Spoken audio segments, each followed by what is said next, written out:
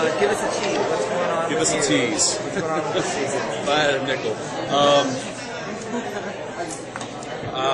What's going on? Well, we are, as I'm sure you've probably heard since I'm now the batting cleanup,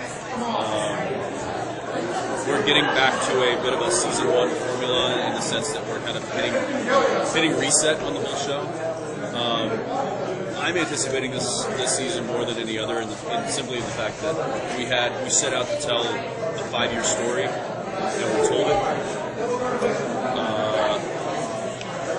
So I'm kind of like, now what do we do? And luckily we have very, very creative and intelligent people writing the show, and I know they've got a lot of ideas up their sleeves. So I'm kind of anticipating, or I don't know what to anticipate. I'm just kind of excited about seeing what's coming down the pipe. So I'm as kind of watering at the mouth as anybody else. We only had 4 episodes, right? We're shooting our 3rd one right now. Totally though, what are you seeing? It's well, like I said, we're kind of getting back to that formula from season 1, where it's like kind of a monster of the week type of deal. There will be that, there will be a mythology kind of common denominator throughout the episodes, which is like we saw in season 1 and 2. What that is isn't completely laid out yet.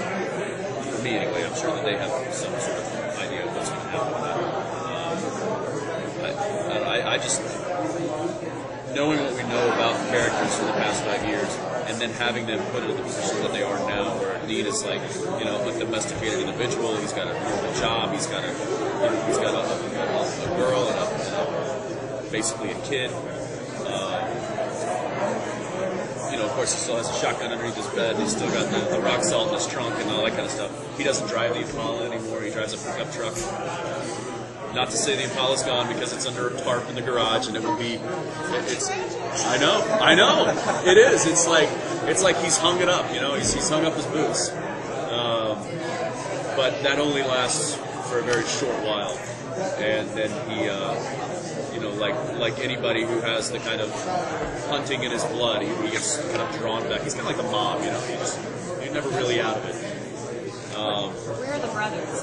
Their dynamic has changed so much. There is. It's a bit of a flip in motivation again. Like I said, Dean is domesticated now, and he's trying his best to lead a normal life. Sam is now back, but is really kind of on board with the whole hunting thing. And he's and now it's a job to him.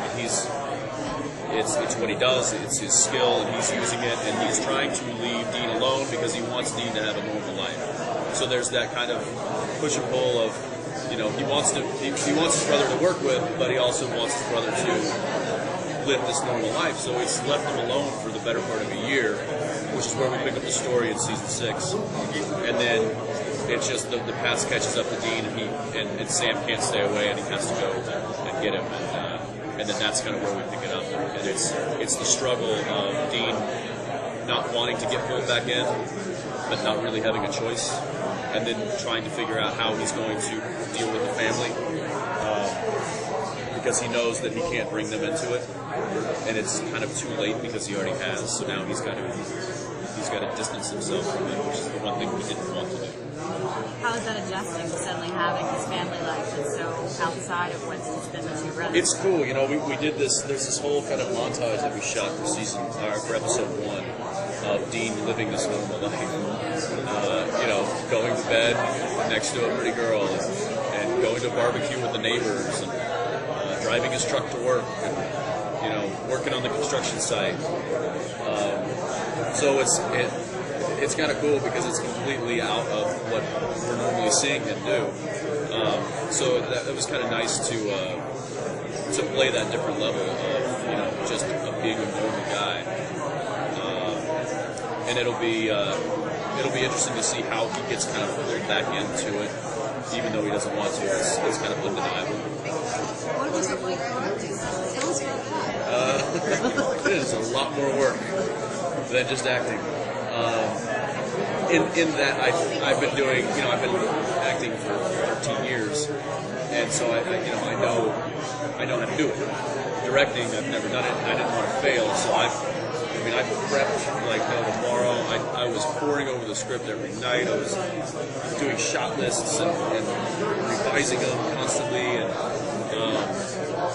you know, and I kind of always fell back on what Kim Manners told me about directing, and he was like, it's all about the homework. It's like, you do your homework, you show up, you'll have fun. If you don't do your homework, you're going to show up and you're going to shoot yourself in the foot. So I knew that I was like, if I fail, it's not going to be because I didn't do my homework. So I did. I did a ton of it, and I showed up day one with 8 days of shot lists, and it you know, I don't know how it turned out yet. We haven't seen the cut, but I know the crew respected it. They had confidence in me, and that's you know, for a first timer, I was glad to have those guys on my watching my back. Would you do it again? If you'd have asked me the day after we finished, I would have said not a chance in hell. But now the dust has settled, yeah.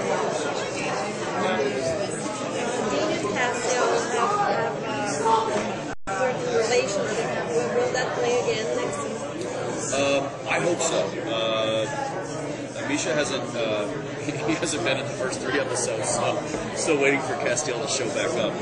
But he does in it'll be the 3rd episode. I believe he's back. So I don't know. I haven't read anything as far as what the relationship's going to be like. Now that he's kind of like the head cheese in heaven, I'm not quite sure how that's going to alter his character. And then obviously how Dean's a bit different. I don't know what. So I don't know. I don't really want to answer that. But I'm interested to see it myself. Congratulations on your wedding. Thank you. Does it change things now that you guys are both married men on set? Not really. It's just like official now, you know. That's good.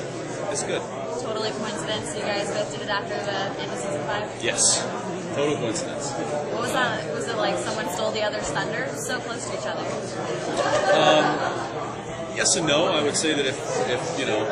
If we weren't as good of friends as we were, it would probably have been like, what are you doing? But it was all done very, you know, innocently and honestly, and yeah, I was happy for him and he was happy for me. It was like, you know, it's like we've been working together this long. No wonder, you know. Use the word synergy. Yes, yeah. I think it's just we're on the same cycles now. Thank you very much. Are we? I think So what are yes. the first 3? I mean, what kind of pictures and stuff? We'll get back to some of the old. I know we've got a Jen, which was in episode. I believe it was season 1. What is and what should never be. That was season 2. The end of season 2. That was Kripke actually directed that one. So we get a revisit from those characters. We've got it's kind of gone since the whole like end of season 5. The world, as far as the evil and the monsters and the demons, has kind of been a bit of an upturn. It's just been there's monsters showing up that shouldn't be in areas that we're finding them, and they're acting out of character, and there's vampires that are walking around during the day. Like everything's kind of like turned upside down. So it's for the first few episodes, it's going to be trying to make sense of what's going on. But we're going to get back to kind of those old characters, which would be nice because I like season 1. Sorry, guys.